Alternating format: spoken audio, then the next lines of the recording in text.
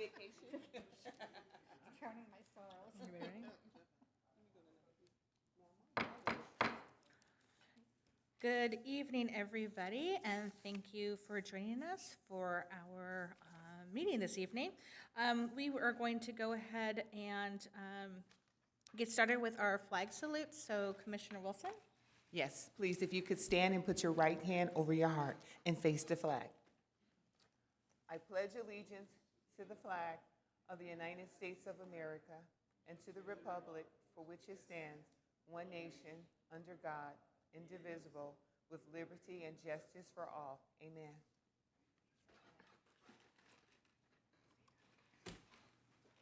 Thank you very much. And Secretary Ramirez, roll call. Yes. Commissioner Deutsch, Aye, here. Vice Chair Eventov, Here. Commissioner Lecters, Here. Chair Pastorian, Here. Commissioner Steed, Here. and Commissioner Wilson. Here. Thank you. And do we have any public comments on non-agenda items? We do. We have one, Pat Clark. Oh, we'll wait for her. Do you want to go ahead and do the action minutes and then when she comes back? Absolutely. Absolutely. We can go ahead and do that. So we'll go ahead and approve the minutes. Can I get a motion? I'll make a motion. Thank you. And a second? Don't everybody fight? I'll second it. Thank you, Commissioner Deutsch. Okay, so I have a motion by Commissioner Steed and a second by Commissioner Deutsch. I'll take the vote call roll. Commissioner Deutsch, Here. Vice Chair Eventov, Aye. Commissioner Lecters, Aye. Chair Pastorian, Aye. Commissioner Steed, Aye. and Commissioner Wilson. Abstain. Okay, thank you. Excellent. And it looks like, are we back? Are we good for comments? Are we still, we're still waiting? Is Pat Clark still gone? Okay. Okay. Okay, we can, how, you want to go, keep going, and we'll come back around to that. Perfect. Okay. We'll go ahead then and introduce our business item number 2, which is our proclamation for Arab American Heritage Month, which is why a lot of us are here tonight. So if we can go ahead and do that with our staff report. Yes, Chair Pastorian, tonight we are celebrating and proclaiming Arab American Heritage Month. We'll go ahead and show a short video, and we also have a video message from Supervisor Washington, and Commissioner Lecters will be going through some information as we do with all of our monthly celebrations, and then we'll invite you to go ahead and read the proclamation. Unfortunately, we do not have any public comments tonight, and we did have a student presentation, but at the last minute, they decided not to participate for a variety of reasons, and so we'll go ahead and note that we will make sure that they still get their proclamations. Fantastic. So we'll start with the video.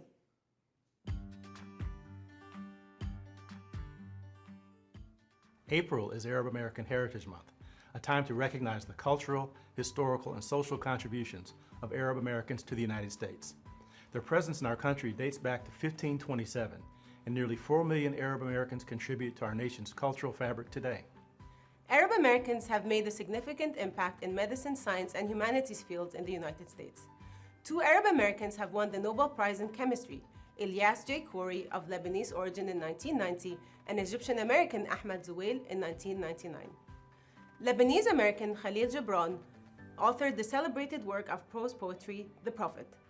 Mona Hanna, an Iraqi American pediatrician and professor, was named one of Time magazine's 100 most influential people in the world for her role in exposing the Flint water crisis. And of course, our very own UC Davis Emerita, Suad Joseph, is a world-renowned expert in the anthropology of women and gender in the Middle East. These scientists and authors stand on the shoulders of those who came before them. Arabic serves as the world's preeminent language of science, law, philosophy, and commerce for more than a millennium, influencing regions from West Africa to Southeast Asia. A symbol of this influence is the many scientific terms originating from the Arabic language that we still use today. For example, algebra, الجبر، algorithm, خوارزم، almanac. المناخ. We invite everyone to learn more about this rich culture and its traditions, both in the Arab world and the diaspora, through the Middle East South Asian Studies program at UC Davis. Happy Arab American Heritage Month. And with that, if we can go ahead and have Commissioner Lichters provide some information. Thank you. Good evening, everyone. Happy, as always, to do these proclamations and to share the richness of our community and the populations that make up our community. So some data points, as is our custom. The Arab American population in the country, as was stated in the video, is nearly 4 million Arab Americans in the U.S. There's some estimate between 375,000 and 533,000 Arab Americans that live in California. 85% of Arab Americans are U.S. citizens, and more than half are actually born in the U.S. Arab Americans live in all 50 states, but up to 95% live in metropolitan areas. Nearly 75% of all Americans live in just 12 states: California, Michigan, New York, Texas, Florida, Illinois, New Jersey, Ohio, Minnesota, Virginia, Massachusetts, and Pennsylvania. A couple of timelines, dates. 1882, Antonio Bishalani came to New York from Lebanon. He's thought to be the first Arab American immigrant.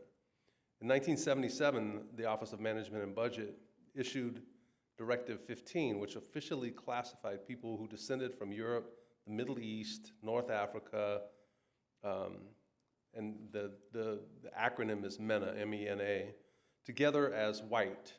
The lack of accurate data on the community has constituted a serious threat to Arab Americans' health, education, employment, housing, and civil rights. And while progress is being made, we still have work to do. The 101st Congress issued a joint resolution proclaiming October 25th, 1989 as National Arab American Day. In 2010, members of the Arab American community launched a campaign to change how they are classified in the census. The coalition was formed under the leadership of the Arab American Institute. They authored a letter to the Census Bureau requesting a MENA box on the census form. The release of the first U.S. Census to solicit MENA responses, the Census Bureau's classification for the MENA population is geographically based and includes Arabic-speaking groups such as Egyptian and Jordanian, non-Arabic-speaking groups such as Iranian and Israeli. It also includes ethnic and transnational groups from the region such as Assyrian and Kurdish. Acknowledging the impact Arab Americans have had on everything from business to science, President Biden declared April as National Arab American Heritage Month. And I wanted to add a few points because I wanted to make sure that we're clear that the Arab American community is not monolithic. Arab Americans come from 22 different Arabic-speaking countries that are within the Middle East and North Africa, the Sub-Saharan Africa. As I mentioned, 85% are U.S. citizens. The number of Americans claiming Arab American or Arab ancestry has quadrupled since 1980 and increased by 30% between 2010 and 2020. And the Arab American population is actually one of the largest Arab diaspora populations in the world. Arab Americans can be white, black, brown, can be Muslim, Christian, Jewish, Druze, atheist, agnostic, and more. Stereotypes and misconceptions surrounding the community have long been used to villainize its members, and it was especially vivid after 9/11 when Muslim and Arab identities were conflated and equated with terrorists by folks in the community and in the media, leading to a rise in hate against people perceived to identify as either. There's some noted Arab Americans that I'd like to add to the list that was presented in the video. Representative Rashida Tlaib from Michigan, our own Representative Darrell Issa from California, who is descendant from Lebanese immigrants, actors Selma Hayek, movie stars Selma Hayek and Rami Malek. Probably not well-known Philip Habib, who, as a child of the 60s and 70s, I know this kind of stuff. He was the Undersecretary of Political Affairs and played a pivotal role in the Vietnam peace talks, leading to the Paris Peace Accords, which was a big deal back in the 70s. And this is one I didn't know, that Steve Jobs was actually descendant of Syrian heritage. Arab Americans are another amazing and important part of the wonderful tapestry of the U.S. and of our own community here in Temecula. So, as is our custom, let's ACE it: acknowledge, celebrate, and educate. Thank you.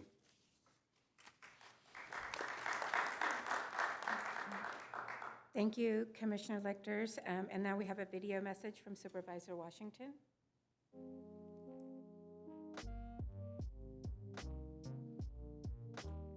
Hey everyone, if you've been here before, you know who I am. But if we're meeting for the first time, I'm Riverside County 3rd District Supervisor Chuck Washington. I want to begin my remarks tonight with a recognition of how important spaces like the REDI Commission are to our community.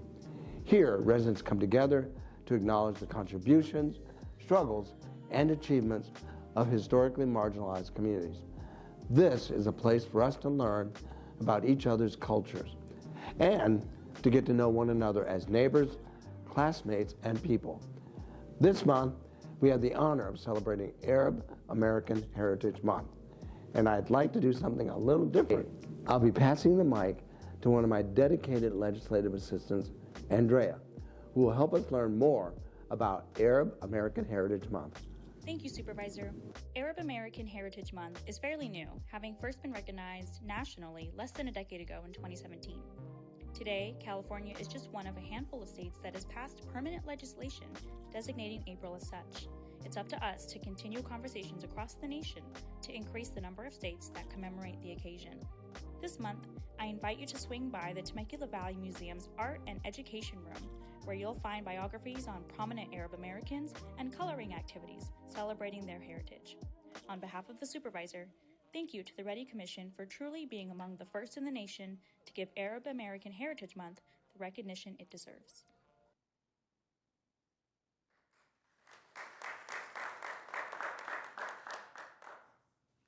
And then, Chair Pastorian, I'll also add that not a lot of folks know that most northern Indians from the continent of India are also a mixture of 3 ancestral populations.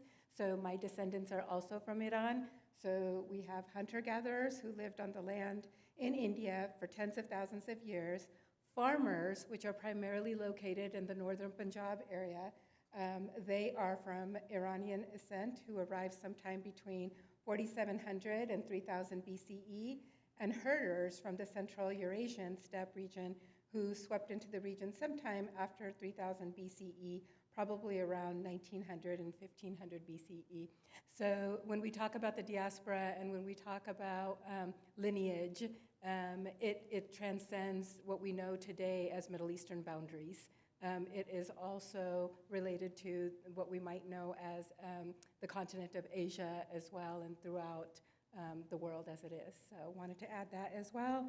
And then we invite you now, Chair Pastorian, to go ahead and read the proclamation, please. Thank you. It is my honor tonight to be able to read the proclamation for Arab American Heritage Month, not only for those of you that are here, but for those who may be watching at a later time and are here with us in spirit. So the City of Temecula's proclamation states, whereas National Arab American Heritage Month celebrates the valuable contributions that Arab Americans make to every aspect of American society, and whereas the initiative for the official national designation of the month was launched in 2017 by the nonprofit Arab American Foundation and its sister organization, Arab America. And whereas the initiative began with support from few states gaining momentum each year, with President Joe Biden officially recognizing Arab American Heritage Month through a federal proclamation in April of 2021.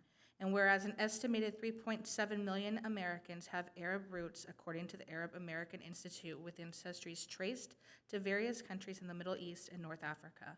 And whereas across the country, cultural institutions, school districts, municipalities, state legislators, public servants, and nonprofit organizations issue proclamations and engage in the special events that celebrate our community's rich heritage and numerous contributions to society. And whereas the incredible contributions and heritage of Arab Americans have helped build a better nation, and whereas Arab American residents contribute greatly to the economic viability and the high quality of life of our community as professionals, business owners, educators, students, volunteers, veterans, and more. And whereas these contributions include those of the Arab American youth of the community, including those attending the local high schools and colleges in Temecula. Now therefore, I, Mayor Brendan Kalfas, on behalf of the City of Temecula, hereby proclaim this month as April 2025 to be National Arab American Heritage Month, and call upon our community to learn more about the heritage of Arab Americans and to observe this month with appropriate programs and activities. There we have it. So it was amazing to be able to read those words and feel the gravity of what they mean here tonight. So with that, we can go back to... Yeah, we can go ahead and go back to our public comment. Pat Clark.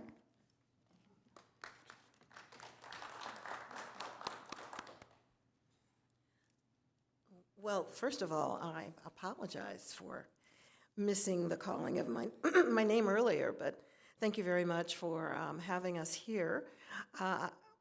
We're a small group with the Centers for Spiritual Living of Temecula Valley, and we have a committee, a Diversity, Equity, and Inclusion Committee that's been very active for the last 3 years.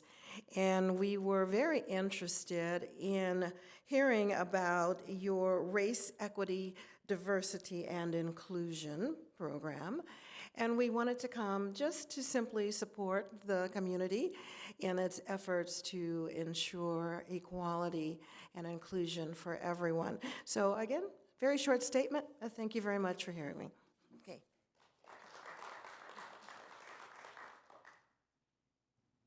Thank you. All right, with that, we are going to go ahead and move into our next business item, which is to receive our update this evening. So with that, we have, I believe, a guest.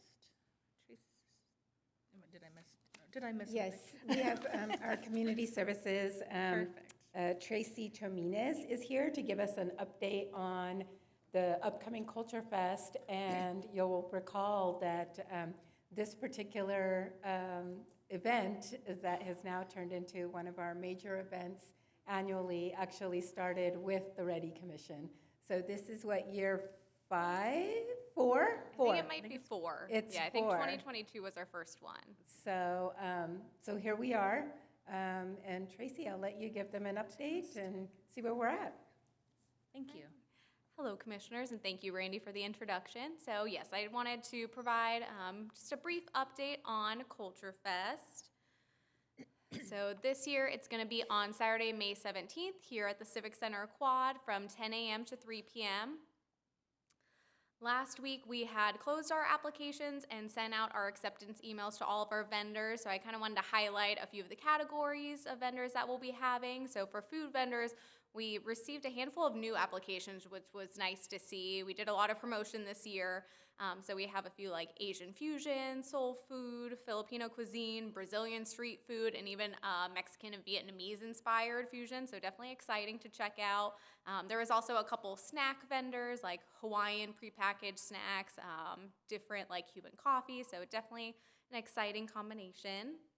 And then with our craft and product vendors, we had received applications from a group that does like a Sugar Skull art workshop. So that would be a nice something you can purchase, but also participate in handcrafted lays, multicultural poetry books, and then Native American stories from our friends down at the Great Oak Press with Pachanga. Additionally, we have some of our informational vendors and school clubs. So we have the Lake Elsinore branch of NAACP. They'll be participating. Through the school district, they have their multilingual student art showcase. So this year they requested a 10 by 40 booth space. So last year I think they had about a 10 by 20 or 30. So they definitely have some more art this year to display. And then we also have a student organization from MSJC.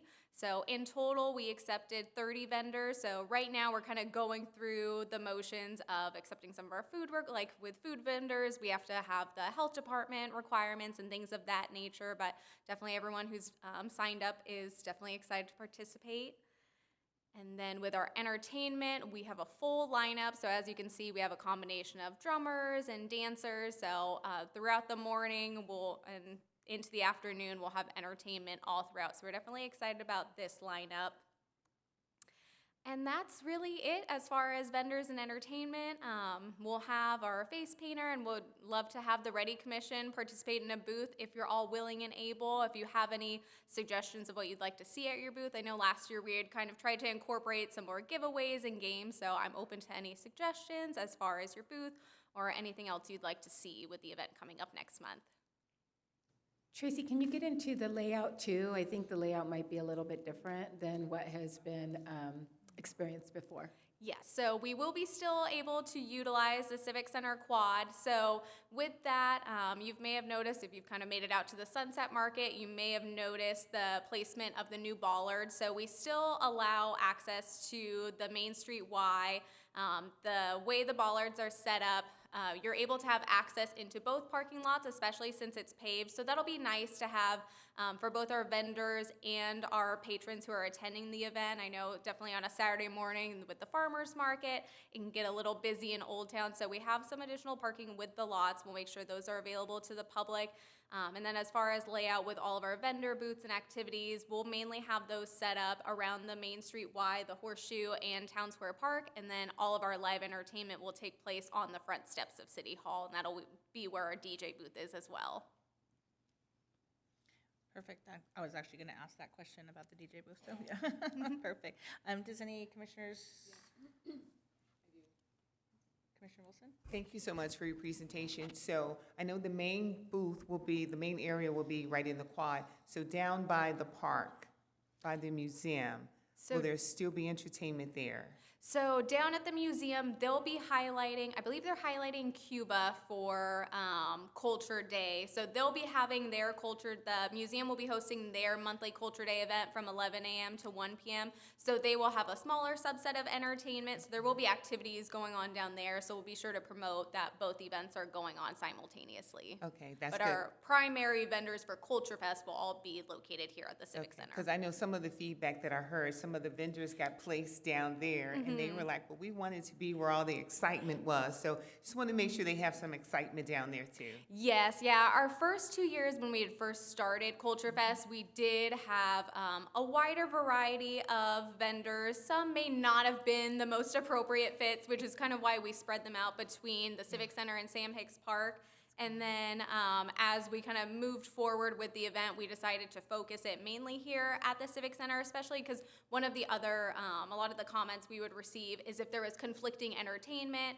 Sometimes they wanted to see the Hawaiian Tahitian dancers, but then Ballet Folklorico was also going on at one point. So that's why we decided to focus everything here, but then still support our friends down at the museum with their monthly Culture Day event. So kind of tag team off of the attendance. Yeah, and I think at the end of the day, it is a wonderful event, well attended. So congratulations on that. Thank you. Any other commissioner comments on? Just a quick one. Sure, Commissioner Steve. Can you remind us of the date again? Saturday, May 17th. Okay, and so we have our booth that we usually show up at, which is really fun, and we get to talk to a lot of people. Can we create like an Instagram moment where it's the backdrop where it says, I love Culture Fest?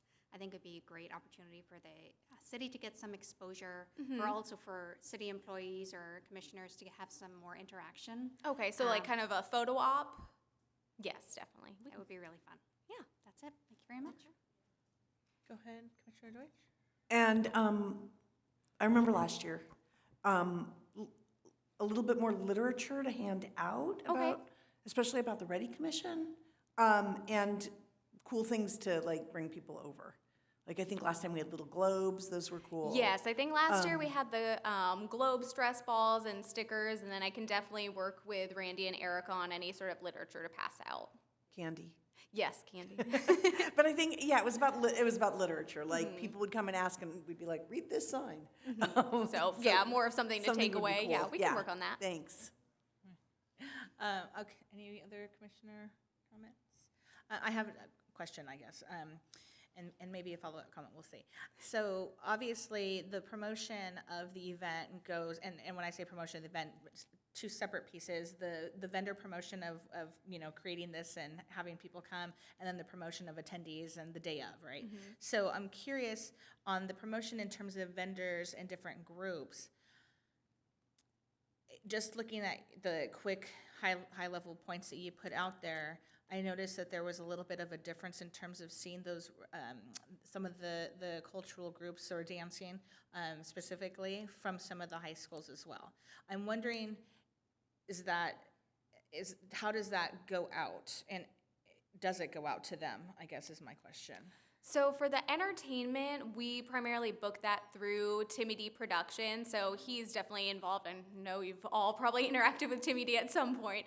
So he's very in tune with the community and which groups can perform. So he's typically the one who oversees that. Anytime if I specifically receive a group who's interested in performing, I always make sure to put them in touch with Timmy D. That way they can be considered to perform. So as far as entertainment, we don't necessarily do promotion for that since we rely on a production company. So that's kind of separate from the vendor recruitment. We do have, we do allow one of the Tahitian dance groups that is going to be performing, they will have a booth as well to kind of promote their studio and also recruit more members. So we are open to having those options, but as far as other cultural performance groups, that's kind of separate from the vendor booths. Okay, so those are two separate pieces. So I think that was the cultural performance piece. I think previous years we've had those groups come out. So I just wasn't sure if that was how that was, marketed to them, if you will. But that takes me to a different piece, which is actually for all of the groups, and maybe this is a question for you, Director Joel, for all of the groups that have come out from our schools, from MSJC, from TVUSD, that have been here receiving proclamations for cultural proclamations that we've been giving, is there a way to reach out to say, hey, thank you, we'd love for you to come to this, kind of that personal touch invite from us? I would love to see them have a presence, but also kind of that thank you, come stop by and take a picture with us kind of thing, or whatever it is. I would love. Yeah, happy to do that. We Okay. have a list of anybody that's been here, so we can easily send them the flyer and invite them on behalf of the commission. That would be great. I think that personal touch would be lovely. Thank you. Yes, and if you don't mind me adding, with the school groups, we can continue to accept those because there aren't the same requirements as, say, for a food vendor,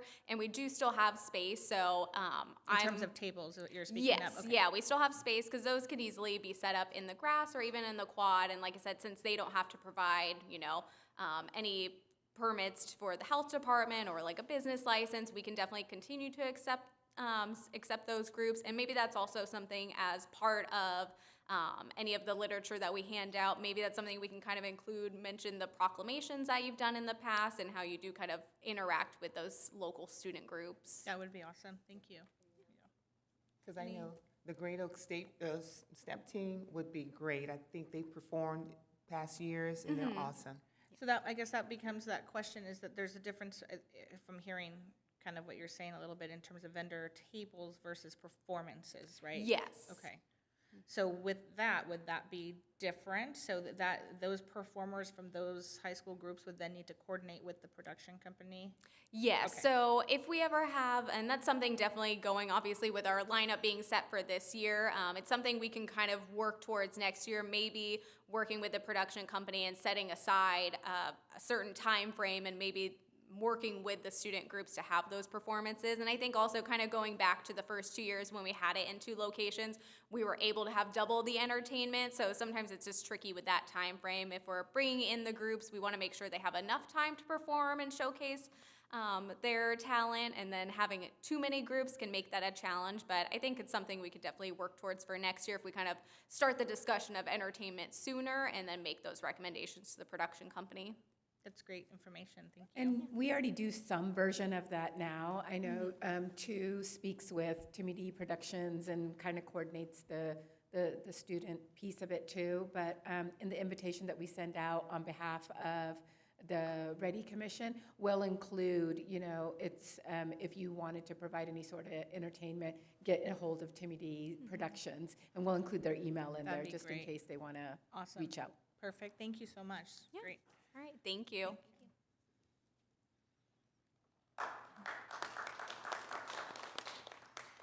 Okay, well, looks like we're down to the bottom of our agenda very quickly. So with that, any other public comments that we have this evening? Fantastic. Okay, Commissioner reports and comments. Anybody want to start? I'll start down Thank here you, at the Commissioner Wilson. on the Lonely Island. First of all, I just want to congratulate you for being here and helping us to celebrate National Arab American Heritage. And, but I wanted to share this with you because I know Lyman did an excellent presentation, but I wanted to also share with you guys, we just don't want to celebrate them. We want to go out and we want to support them. So I tend to love this food. So I just wanted to give you a couple of restaurants that are local that we can go out and sample their food and show them that we truly, truly support them. Red Pine Cafe, their rating is 4.9. They're right in Temecula off of, I think not Temecula Parkway, but right in the area of Temecula. And then there's Khan Zaman Restaurant. That's in Marietta. It's 4.7 stars. And then there's Papa Feta Restaurant in Temecula. I hear you, somebody going, 4.7 rating for food, so that's another good one. And then my favorite one, right on Temecula Parkway, is Kebab House. That's down from, what is the restaurant that's always so crowded? Toast, you're right. Right down from Toast, 4.1 rating on Temecula Parkway. And then you have another Shawarma and Grill off of Temecula Parkway. So we just don't want to learn more about their heritage, but we also want to go out and support them, and we want to show them that we really, do mean that we appreciate you and that we celebrate you. So go out there, enjoy their cuisine. Oh, did I mention hummus? Hummus is a good one. Gyro or gyro, whichever one you prefer to call it, but with the pita bread is, yes, I know it's probably fattening food, but I love it. So, so let's go out and show them some love, especially this month, but more than that, but especially this month. And that's it. Awesome, thank you. Commissioner Steve? Now we'll be expecting restaurant reviews every month. Thank you, Denise. I don't even know what I've done the last month. I was on vacation last week, so it blanked my mind completely. But I know I was at the Splash Pad grand opening, which was super fun for our local community and kids. The city, again, has stepped up and really given us another opportunity for the kids to have fun, especially during our hot Temecula summers. So that was really great, and I know there's been a lot of social media on that, so I hope our kids get to enjoy it this year. And I am going to Portland next week with Habitat for Humanity, doing some advocating there and working with the local affiliates, so that will be fun. That's it for today. Excellent. Going this way, Commissioner Deutsch?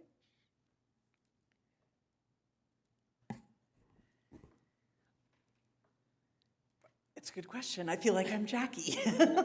Commissioner Steen, what did I do this month? Time is going so fast. I don't know what I've done this month, but I want to thank everybody for coming this month, coming to the meeting tonight. And I think that these proclamations, no matter how many people show up, are really, really important to be in this space together, to celebrate the diversity that is Temecula. And I've been feeling a lot like I always say, oh, I'm from Temecula, it's a small town. You probably don't know about it. But as I'm out in the community and I see the diversity that are the people of Temecula, I don't think we give ourselves enough credit. We don't talk loudly about who we are and who represents us and the things that we offer here. Temecula is an incredibly diverse community, and I am really happy to be here tonight to celebrate Arab American contributions, and I look forward to next month and the month after that, and every time to just sing out how amazing we are here in this area. Thank you. Beautifully said. Commissioner Lecters? Thank you. It seems like this month is the one where we're all trying to figure out what we did. I know I spent at least 2 weeks this month with my grandbaby, so that's not what y'all want to hear about. Let me echo Commissioner Deutsch's comments. I think it's really important for people to recognize the uniqueness. We have a very unique community, but the uniqueness of what the city has done with this Race, Equity, Diversity, and Inclusion Commission. I work nationally.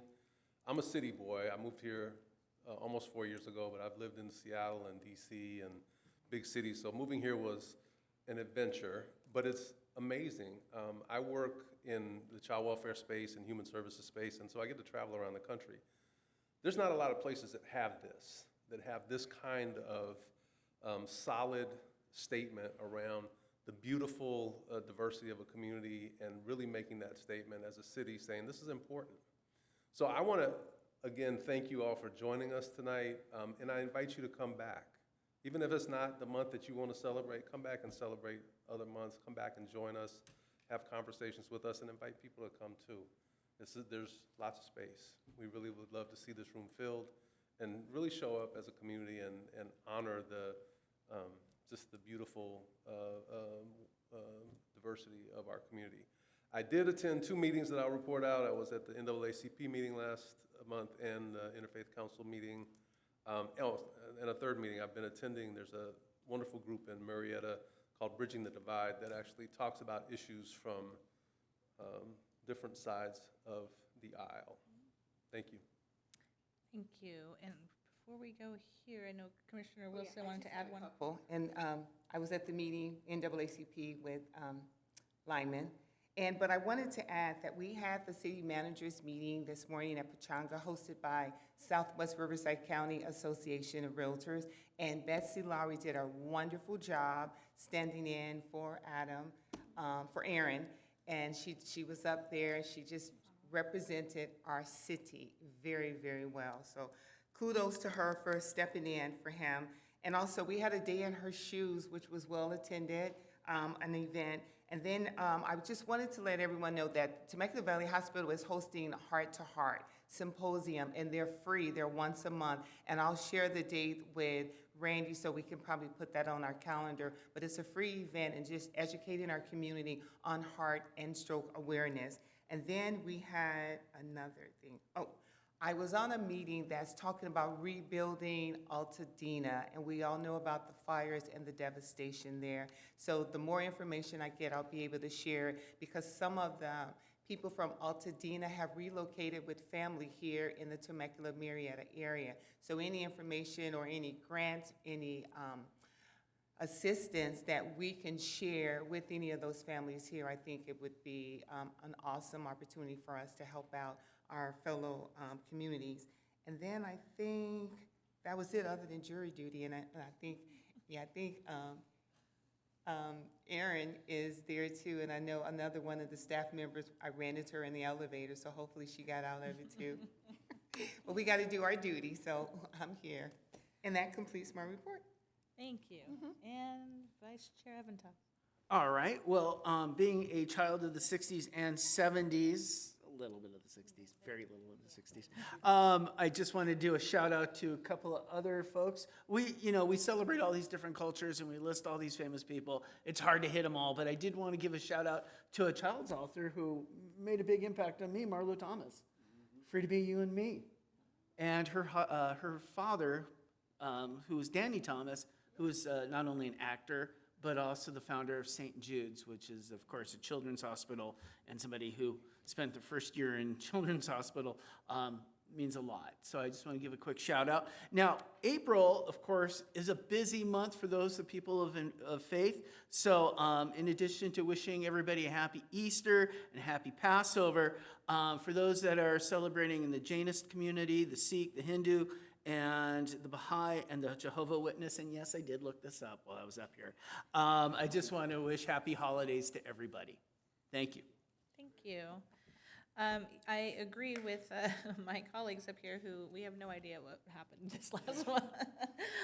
But there were two things that stood out. One stood out only because it happened last night, so that's relatively fresh in my mind. But since our last meeting, one of the most joyous moments that I had was being able to attend a Black Excellence celebration and watching young people of Black culture just shine so incredibly bright and be acknowledged for the contributions that they make while still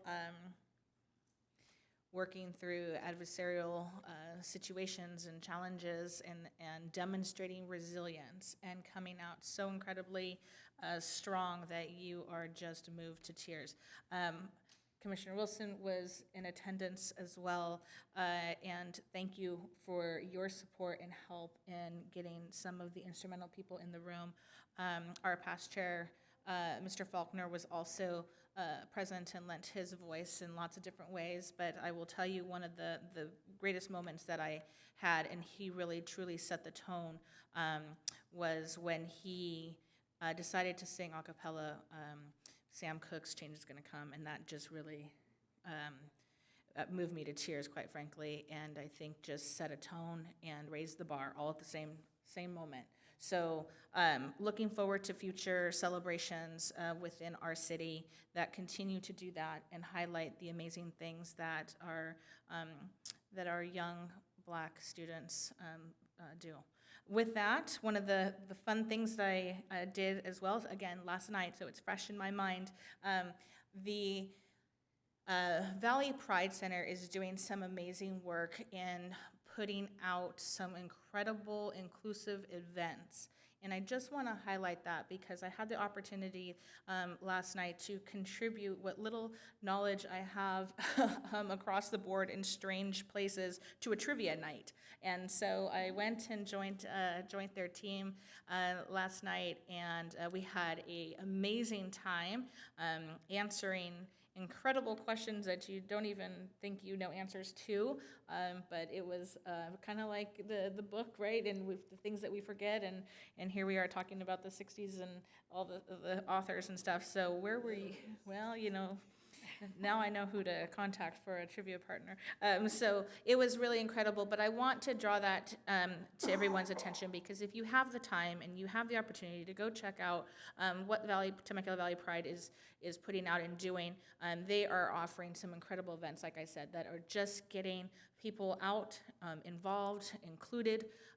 They host kickball over at Summers Bend. It's just a really great time for everybody to feel the warmth and welcome that Temecula brings.